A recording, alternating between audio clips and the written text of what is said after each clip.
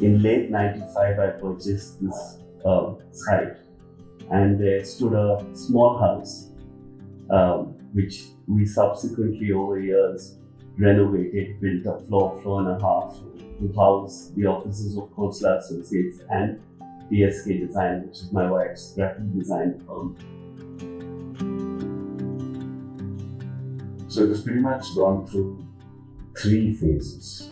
The first one was the original phase when I met him in 98. It was a single story house.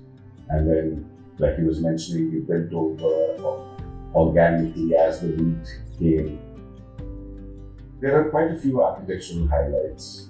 First of all, it was a tight site and we had to put in requirements of 2 offices and also at the same time make sure there's good amount of natural light, breezes blow through the office, and of course interaction between the offices and between the staff. Interaction was one of the most important things in any architect's office. And I think in terms of material palette, we've tried to be quite monochromatic. It is a monochromatic color palette of grays and whites mostly, but it's also very textural and tactile. We've got this box frame wooden jali which kind of wraps around the openable windows, which allows for daylight filtering. It allows for breezes to flow in through. It creates beautiful reflections when the sun kind of hits it.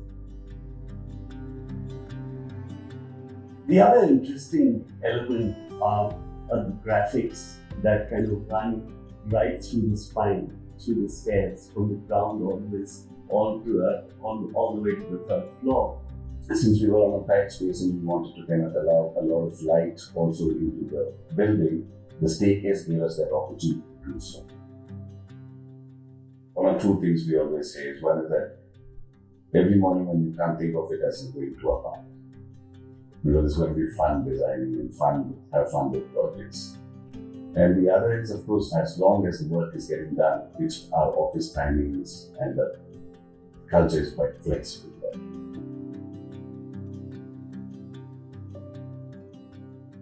So I think our sample stroke conference room, I think, is my favorite space. It is the nerve center of the office. It's where we meet our clients, it's where we do our presentations, it's where we interact amongst ourselves, it's where we choose our material and color palette for our projects.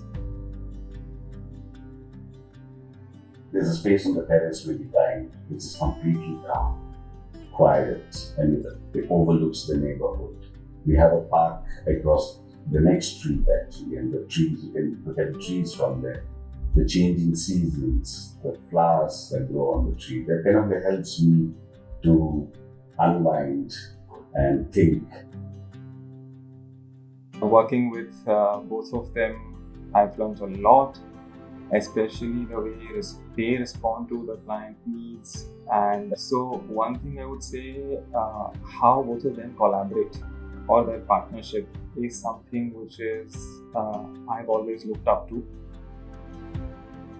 This was a complete new exposure and a different atmosphere where it was more of design and exposure towards detailing and practicality all put together. The exposure here is great and the work process is also great. I've had to see a lot of projects from start to finish, from concept to the end product with art and furnishing, everything put together.